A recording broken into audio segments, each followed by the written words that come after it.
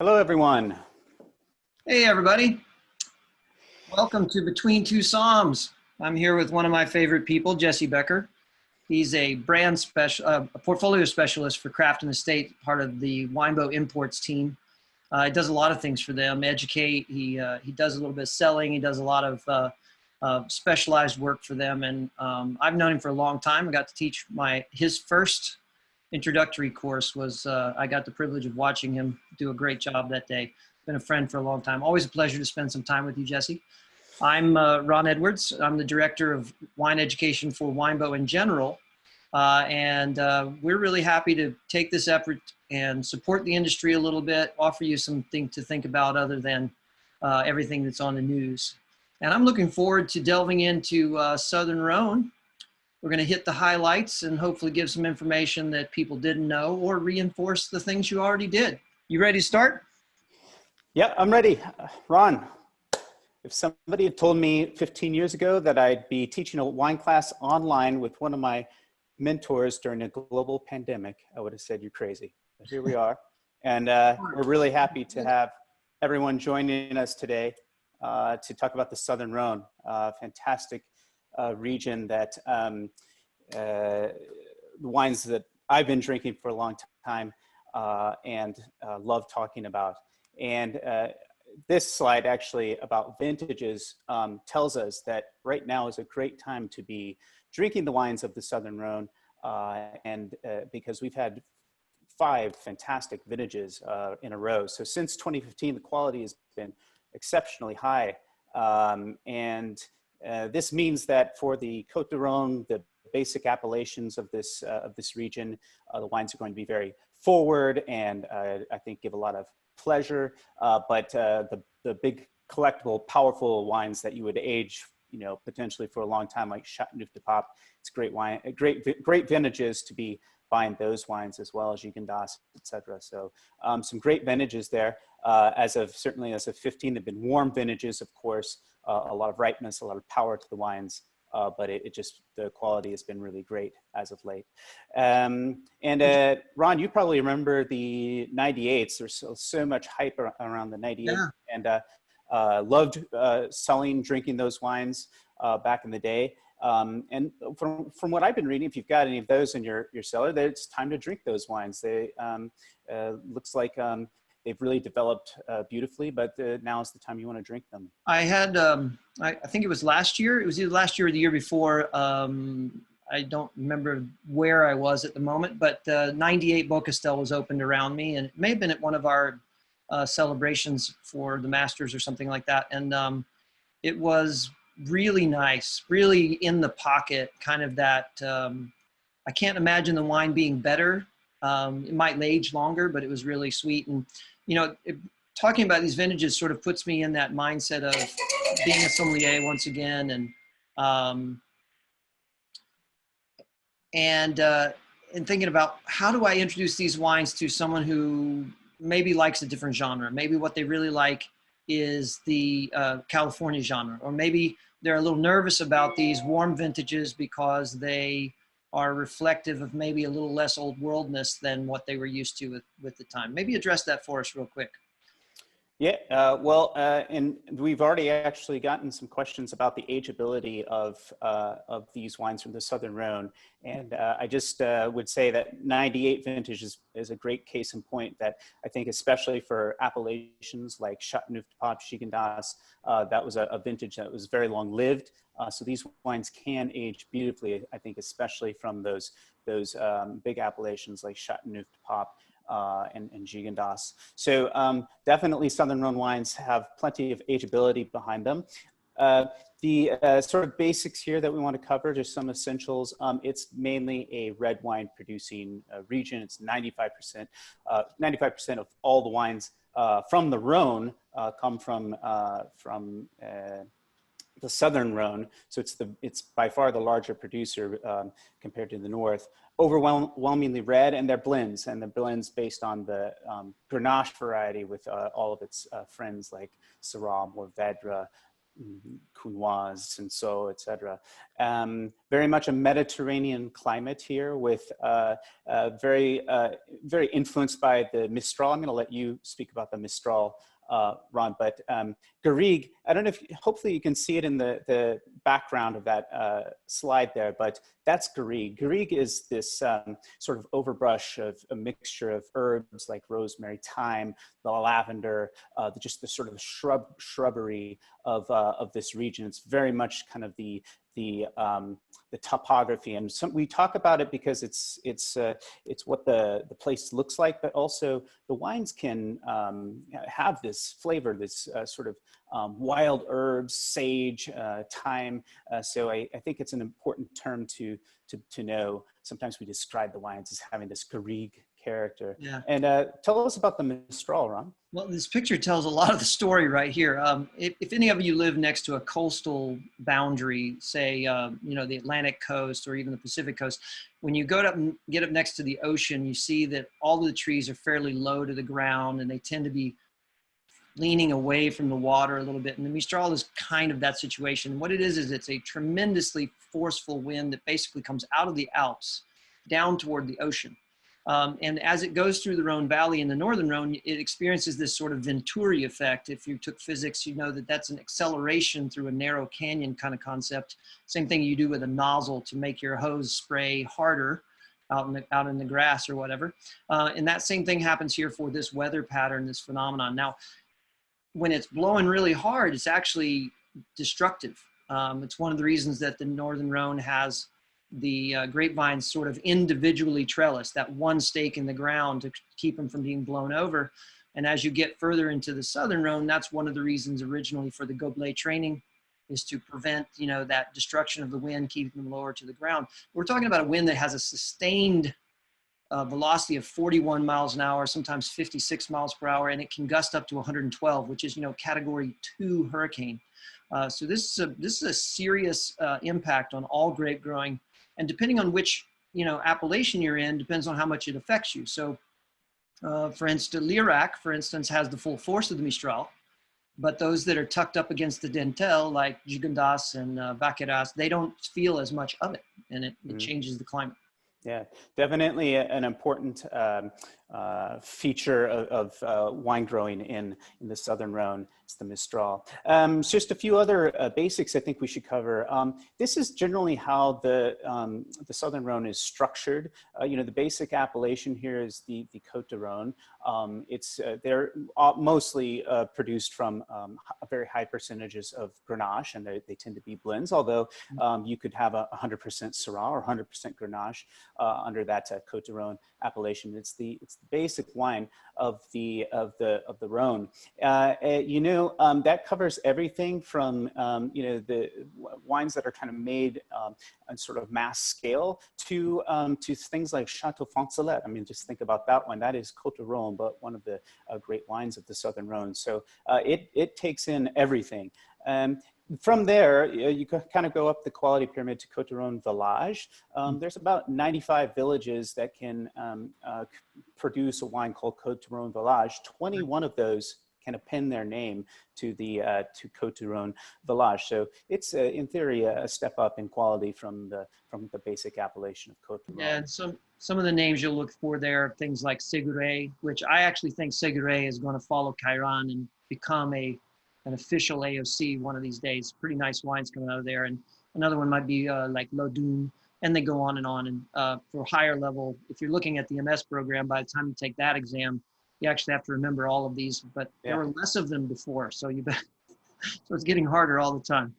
Well, and then from there, we would call these commune appellations. So these villages that have earned their own AOP. Of course, that's not really the case with Châteauneuf-du-Pape. It's one of the oldest AOCs, one of the original AOCs of France. But a lot of these, like Caron, which you just mentioned, have been elevated from Côte de Rhône village to their own. The locals would call it a cru, so cru status. And there's, you can see that there's 9 of those now. Baume de Venise, Caron, some of these are more recent additions, whereas Châteauneuf-du-Pape, Gigondas was elevated in 1971. but these are sort of the cru appellations. There's something special here called VDN, or Vin du Naturel. We could just mention it. It comes up in Baume de Venise and Rasteau. They not only do they make these dry wines that have this cru status, but a specialty of these particular villages is this Vin du Naturel, these wines of natural sweetness. And they're fortified, and so they have this sweetness that is, you know, it's called mutage, but they add a neutral grape spirit to stop the fermentation, and then you have residual sugar. And these are sort of these sweet wine, fortified wine specialties of these two particular villages. Yeah, and actually I've already got a question about the VDNs, so maybe we'll quickly touch on this, although we're really not going to delve deeply into the VDNs because we want to spend more time with some of these red wines.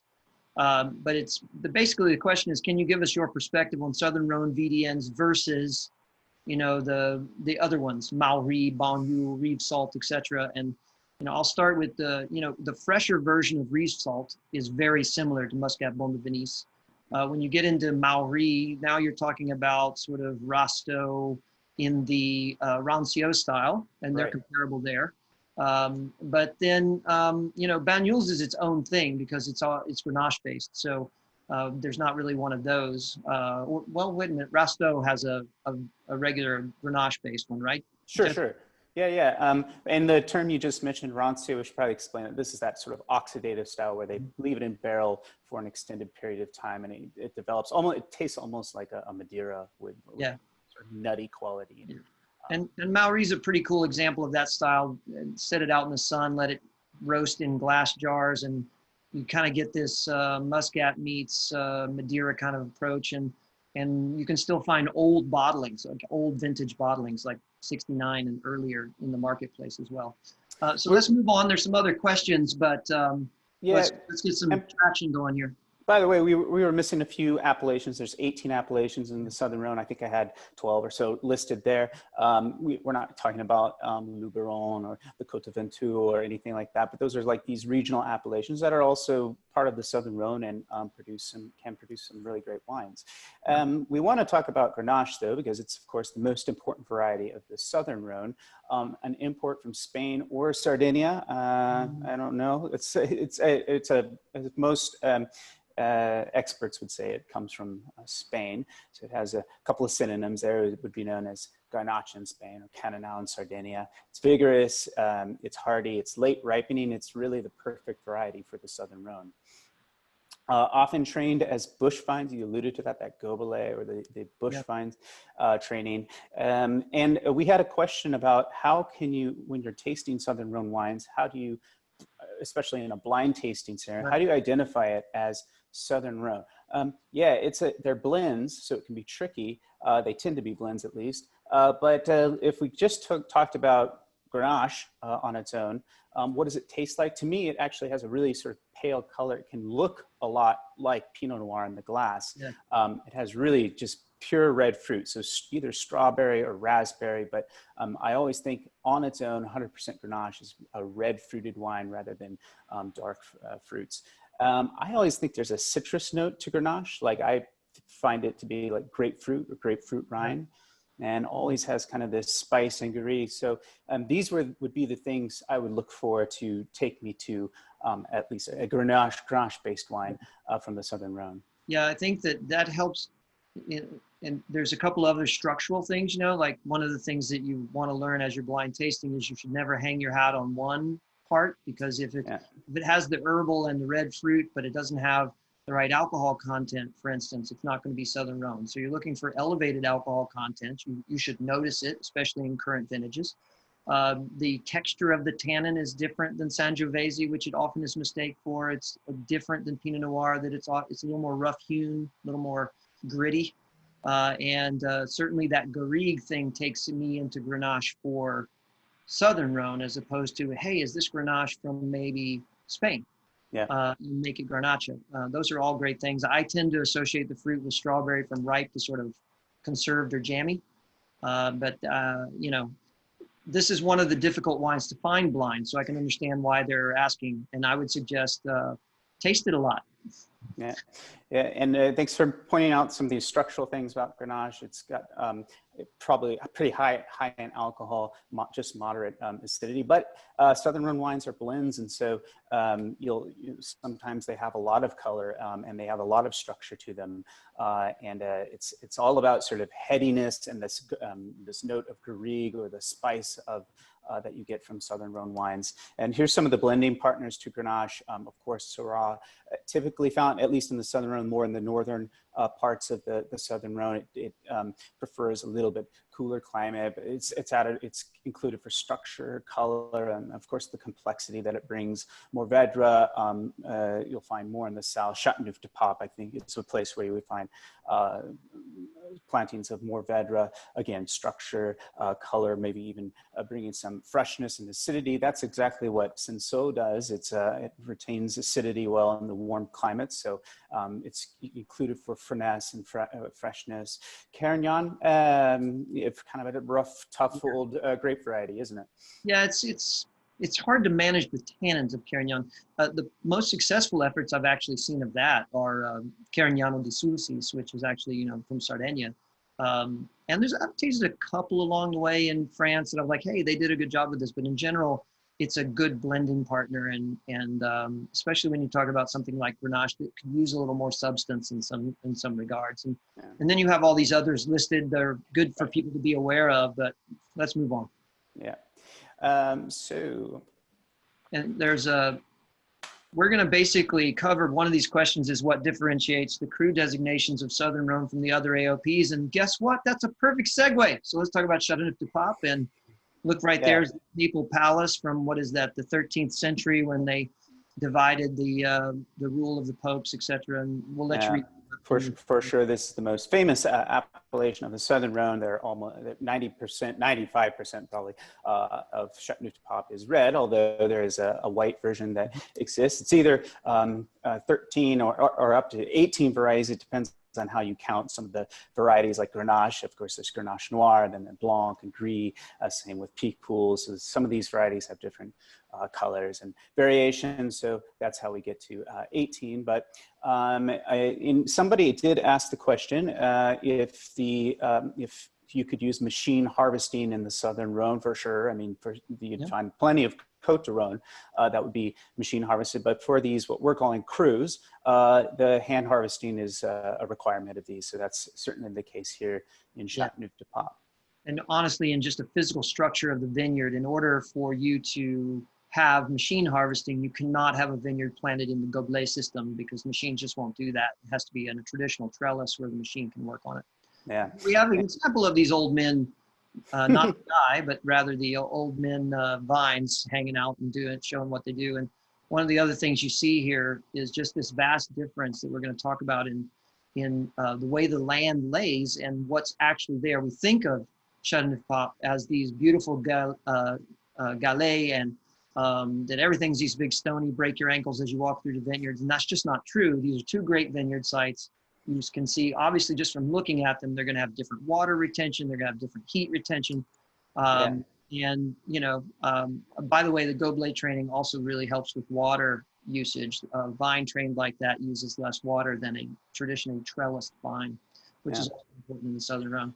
I mean, the Gallet Roulet thing is almost a cliche. I mean, we always think that that's what Châteauneuf-du-Pape is, and definitely some of the great Châteauneuf-du-Pape come from that, those rounded stones that you see on the right-hand side there. That's a Vue-Telegraphe. But on the left, one of the other great and very famous Châteauneuf-du-Pape, Rayas, that's their vineyard, and it's clay and sand and a very, very different soil, and the wines are very, very different, not only in terms of their varietal makeup, but also just stylistically so different. So it's a image of the climats, or the ludite of how these different vineyards and parcels are broken up and named in Châteauneuf-du-Pape. For example, there's Le Crau, so that's the famous area with the Gallet Roulet, but not very far away at all, just sort of down the road. That would be Rayas and Pignon. So this is the sandy clay soils that we saw in the previous picture. And then you've got kind of a gravelly soil up here in the northern part. This is Beaucastel, is sort of up in this area, and it's an entirely different soil as well. So it's geologically complex, I think, is what we're getting at, and there's not just one uniform terroir in Châteauneuf-du-Pape. Yeah, and that's pretty typical for anything that's been basically an alluvial fan or a sedimentation area where speed of water was dictated by depth and rate of passage. And as Châteauneuf-du-Pape and Southern Rhône was formed, like we see here, you're just going to see a lot of different things. So on the left of your screen, you see that there's a bedrock here of really old, really hard limestone that has some fault lines in it. And as the fault lines caused what became the area of Châteauneuf-du-Pape and Southern Rhône to drop, or you could call it uplift, whichever way you want to look at it, there left a void, and that void is what the river became. And as the glaciers receded, it became an area that was then filled, basically backfilled with all the sand and gravel and everything that the river had brought down through the glacial floods. And what you're left with is that. So anywhere the water stopped moving fast first is where you have large material, and sand and clay are places where the water slowed down and sort of trickled by for a while and carried more and more of the very fine sediment before letting it go. Yeah. Then we have Gigondas, and I think that people, I've done it for sure. I've got that bottle of Gigondas that I want to sell to a customer, and it's very tempting. And I've done it myself. Is to say, well, it's a little baby Châteauneuf-du-Pape, or it's you can get a Châteauneuf-du-Pape quality for less money, but it's really not the case at all. Gigondas is a very, very different terroir, and I think that picture kind of says a lot. We're talking about higher elevation, limestone soils that you can visibly see on the surface, and it's generally a cooler area than Châteauneuf-du-Pape. So I always think there's more freshness. There's oftentimes more freshness in these wines. They have maybe a little bit finer aromatic profile. There's no white here, just red and just a tiny percentage of rosé produced. It's very much influenced by the Dentelle de Montmiral. That's what you saw there. There's these very jagged sort of limestone cliffs that sort of dominate the landscape there. Exposed to the Mistral, it's generally a cooler area than Châteauneuf-du-Pape, limestone soil, and higher in elevation. Yeah, vineyards here are probably averaging 1,000 feet above sea level and up as high as 1,350 feet above sea level. And you have this beautiful downdraft that comes out of this steep slope that comes up into the Dentelle, where you can get, as the sun starts to set and it cools off above, it starts rushing down the mountain into the vineyards. And what you have is, it's very similar to a lot of other areas where maybe the same maximum temperature as Châteauneuf-du-Pape that day, but it gets there slower and it goes away faster. So you have smaller heat summation, allowing greater retention of acidity, which sort of addressed one of our Grenache questions that we got by email. Grenache is not naturally high in acid, but in the right conditions, you can keep enough of it that it stays in balance with everything else. What you should expect instead structurally is that it'll have more alcohol than acidity and more tannin than acidity, but well-managed vineyards will usually produce a solid medium acid wine that does have its potential to age, no problem. Yeah. So the question was, does Grenache do well at higher elevation? You definitely find some high elevation vineyards in Gigondas, and it does fantastically well, and you get more of this freshness, this acidity that we're speaking of. So you also see Grenache planted at much higher elevation in Spain than what you're seeing here.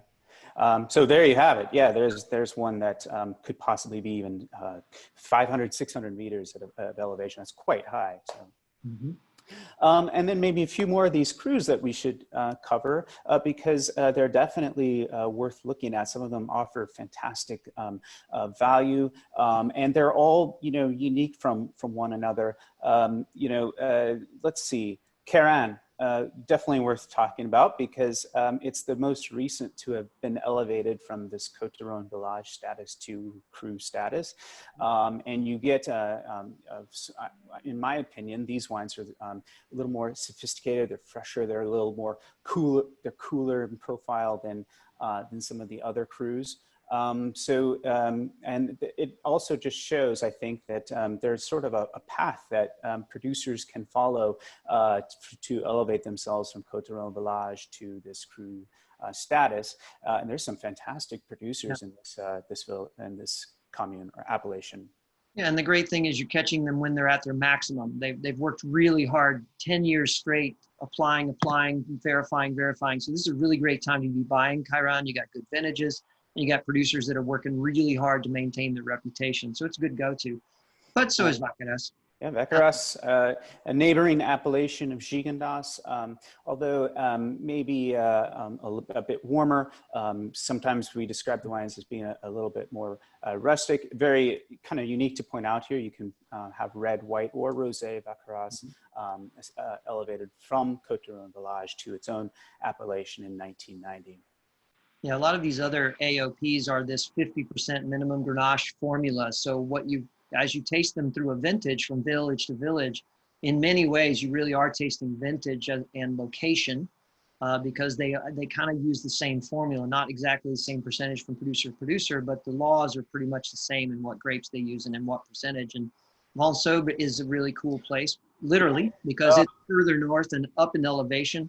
Yeah, it's the northernmost of these crus in the Southern Rhône. Syrah does really well there. The producer that we work with at Crafton Estate, Chateau Saint Côme, has property here, and the winemaker there, Louis Brol, likes to say this is sort of the Northern Rhône of the South. So Syrah does exceptionally well here. Usually the blends contain a higher percentage of Syrah from this particular Valsaube. Yeah, I like those wines. Plus, it's sober wine, oddly enough. Yeah, how does that work? Tavel, this is a rosé appellation. You can see it's a very old appellation from its original AOCs, 1936. It is a AOP for rosé that is it's heady. It's a big style. It tends to be, at least. You will find sometimes Tavel made in maybe more of that Provençal style, with a little less color and weight, a little lighter and fresher. But these are kind of weighty wines. I think they're really useful if you think about like Southern Rhône or Provençal cuisine, and you would have a lot of possibly garlic or onions, like these strong flavors. It's a fantastic wine for that sort of Mediterranean table, I think. So. Yeah, and we did get a question before the broadcast that whether you can get sparkling wine here, not under Tavel AOC. Could somebody make a sparkling wine here? Sure, but it wouldn't get that AOC. They don't allow that. It's just dry, still rosé. Yeah, maybe what I would say about Tavel and this appellation, where Lirac, where rosé is also a specialty, is that just think there's really not a lot of white wine produced in the Southern Rhône, and it's hot there in the summer. So these are kind of the wines you drink, I think, if you're there in the Southern Rhône during the hot summer months. These rosés, and Lirac rosé is a specialty of this particular appellation. Yeah. In 1947, and the AOC was only created as a general thing in 45, so they were early on. Mm-hmm. What else we got? Baume de Venise, it's to me kind of a headier, again, kind of one of these weightier, bigger styles. Now this is the AOP for the red wine, which is something pretty recent, only as of 2005, but it's one of those places where one of the specialties here is that Vin du Naturel, that BDN style, that Muscat de Baume de Venise that you spoke of earlier. Yeah, so this is one of those, be careful when you're buying it out of the wholesale portfolio to make sure that you know which one you're buying, because is it red, is it true, and they forgot to tell you, or whatever. So it was good to pay attention to that. And we talked about Rasteau a little bit at the beginning, famous for its VDN, but you can just buy regular, everyday, delicious Southern Rhône red wine here too. Yeah, and again, sort of a weightier, bigger, richer style of Southern Rhône reds from Rasteau. So what do we do with these wines, Ron? This is pour them and sip them, of course. All right, you're going to see a lot of meat Yeah. here, but here's the classic. Okay, cassoulet. So if you're in Lyon, this will be in every bistro. It's that really rich, hearty dish of white beans and meat, and really classic pairing, of course, with these wines. So, but I mean, here's what I was thinking. Like, if you have, this bean dish from France, why not like Côte de Rhône and a really delicious, like Midwestern chili? Never No, thought of chili as I a don't know. cassoulet, but why not? Okay. That Um, or a and burger. then along those lines, like anything, like I think stewed, like these are wines that really work well with stews and braises. Yeah. So just think about the sort of general profile of these wines. They have, they tend to be weighty. They tend to have a bigger profile. They have warmth to them.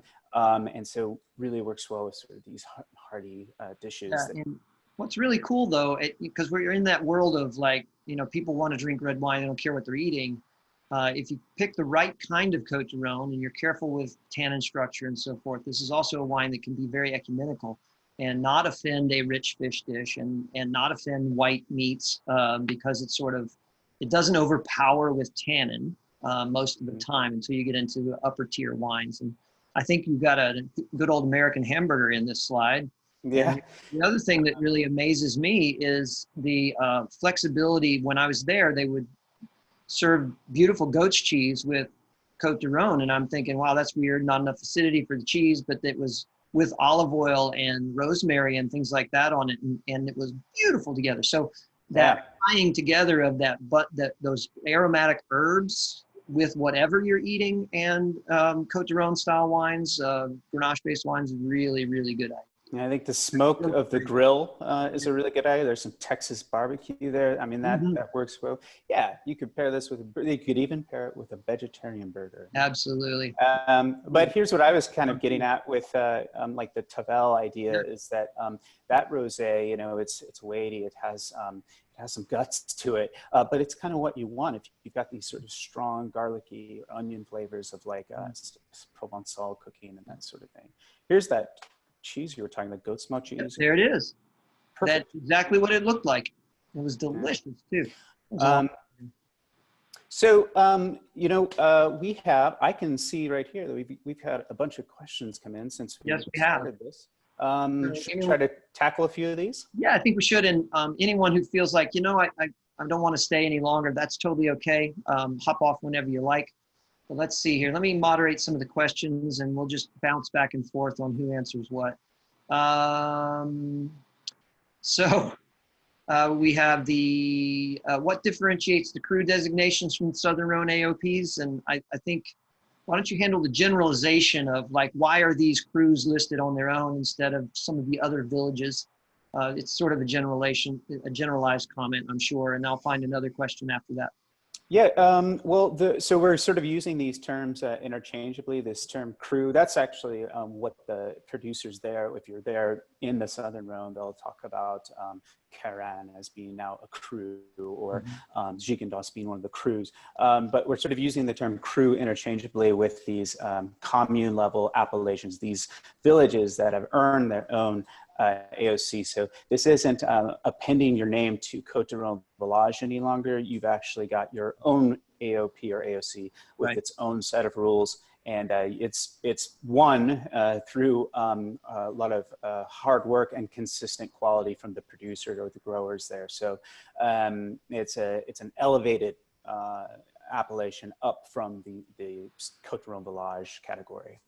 Yeah, so in general, we should expect them to have a little bit more depth to a lot more depth, a little bit more complexity to a lot more complexity than the average Côte de Rhône Village.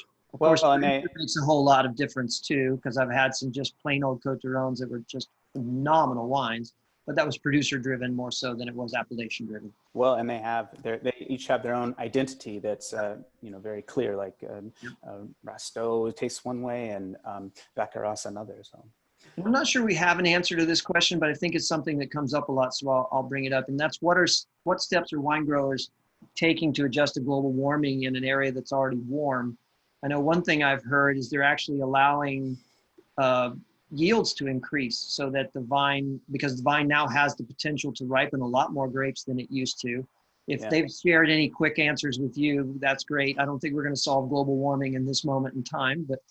Well, 2019, a good example there. It's a heat wave vintage. They're actually anticipating really great quality from the 19 vintage, but heat wave vintage, very hot.